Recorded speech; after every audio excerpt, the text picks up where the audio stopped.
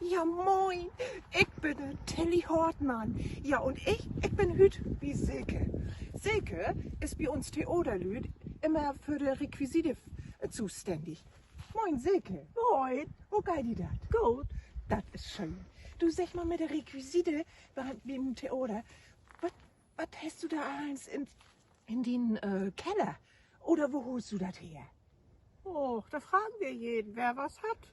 Ja. Und jeder hat so seine Schätzchen zu Hause. Notfalls fährt man mal irgendwo hin und kauft was. Aber das meiste kriegen wir so von euch allen zusammen. Jeder hat was zu Hause. Jeder bringt mal was mit, Ja. was er nicht mehr brucht.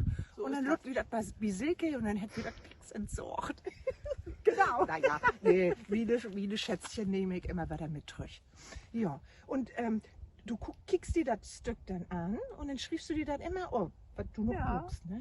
genau. Spickzettel, was alles gebraucht wird, wann was auf der Bühne sein muss, wann was wieder runter muss und sowas alles. Ja, und Wann welcher Schnaps auf die Bühne muss. für jeden Auftritt hat Silke das Richtige. Jimmers. Und du liest ja Jimmers, achter der Bühne liest du immer mit, ne?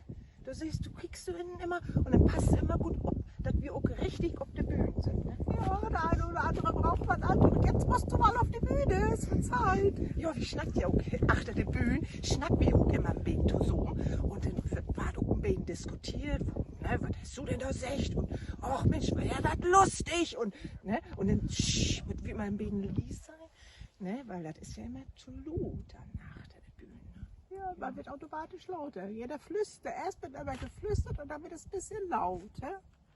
Und dann gibt es mal so Psst. Genau. Jo, wir sind hier wie die auf dem Acker und du hast ja so wunderschöne Blumen. Ja, Mensch, das ist ja ein Bein für Arbeit. mein Hobby. Ja. Ja, mein Hobby. Ich bin in Bewegung. Mein bestes Fitnesscenter. Besser geht's nicht. An der frischen Luft. Und das muckst du dann immer Jimmers, wenn das nicht Theater ist, ne? Ja, Dann muckst du genau. das, ne? Genau. Im Winter ist Theater, im Sommer ist Blumen. Ja. Das ist ja auch, also, und so schön blau. Ja, Und die Blühen, so schön. alles Dahlien. Ja, wunderbar. Ja, aber du hast auch noch so einen Blumen, ne? Und Kürbis hast du auch, habe ich Ja. gesehen. Aber die hat sich selbst ausgesät. Die Ach, wollte was. hier wachsen oder habe ich sie wachsen lassen? Ja, natürlich. Ja.